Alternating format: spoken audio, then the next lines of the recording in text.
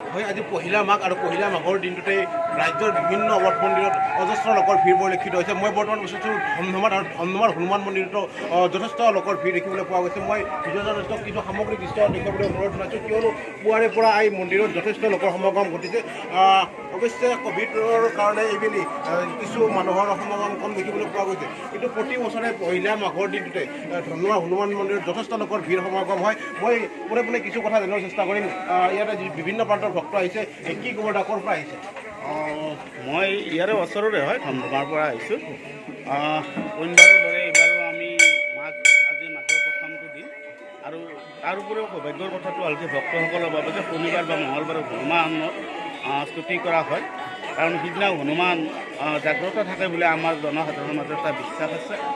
আৰু হনুমানৰ প্ৰথমটো দিনতে আমি সকলোৱে স্তুতি কৰিব পাই যথেষ্ট আনন্দিত হৈছোঁ, এইকাৰণে যে হনুমান হ'ল মানে বিশ্ব ত্ৰাণকৰ্তা, গতিকে এই বুলি আমাৰ জনমানসৰ এটা বিশ্বাস আছে। আৰু অইনবেলিও আমি ইয়াত আহোঁ আৰু দেখিবলৈ পাওঁ যে যথেষ্ট ৰাইজৰ ইয়াত সমাগম হয়, আৰু যিমানে সময় অতিবাহিত হ'ব আৰু নিশ্চয় ভক্তজন বাঢ়িব। এতিয়ালৈকে যথেষ্ট ভক্তজনৰ সমাগম হৈছে আৰু আহি ইয়াত নিজকে যথেষ্ট আনন্দিত হোৱা যেন অনুভৱ কৰিছোঁ।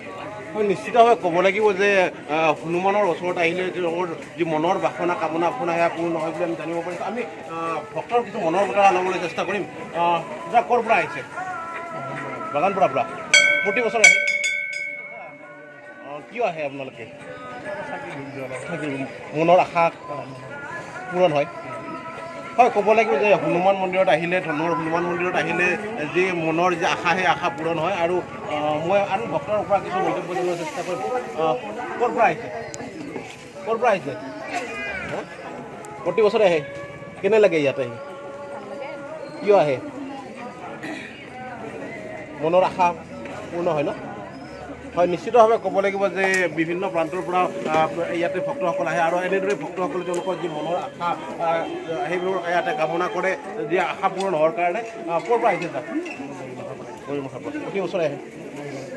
কেনে ইয়াতে আহি পৰিৱেশ কেনে পাইছে? ভাল লাগে, বহুত মানুহ আহিছে। ক'ব লাগিব যে বিভিন্ন প্ৰান্তৰ পৰা ইয়াতে ভক্তসকলৰ সমাগম ঘটে, আৰু তেওঁলোকৰ যি আশা আকাংক্ষা, সেই আকাংক্ষা পূৰণৰ কাৰণে হনুমানৰ ওচৰত প্ৰাৰ্থনা জনায়। মই আন কিছু ভক্তৰ কিছু মনৰ কথা জানিবলৈ চেষ্টা কৰিম। ক'ৰ পৰা আহিছে? গুৱাহাটীৰ পৰা। কেনে লাগিছে ইয়াতে? কি ক'বা এই মুহূৰ্তত? আজি 1 তাৰিখে বিহুৰ 1 তাৰিখে ইয়াতে আহি ভাল লাগিছে, যাতে মাছটো ভাল যায় তাতে। হয়, নিশ্চিতভাৱে ক'ব লাগিব যে বিভিন্ন প্ৰান্তৰ পৰা ইয়াতে আহিছে, গুৱাহাটী চহৰৰ পৰা ইয়াতে যি প্ৰাৰ্থনা কৰিবলৈ আহিছে, তেখেতসকলে যি মনৰ আশা আকাংক্ষা পূৰণ কৰাৰ কাৰণে হনুমানৰ ওচৰত প্ৰাৰ্থনা কৰিছে। আৰু ক'ব লাগিব যে প্ৰতি বছৰে এনেদৰে ধন্যবাদ হনুমান মন্দিৰত যথেষ্ট লোকৰ সমাগম ঘটে।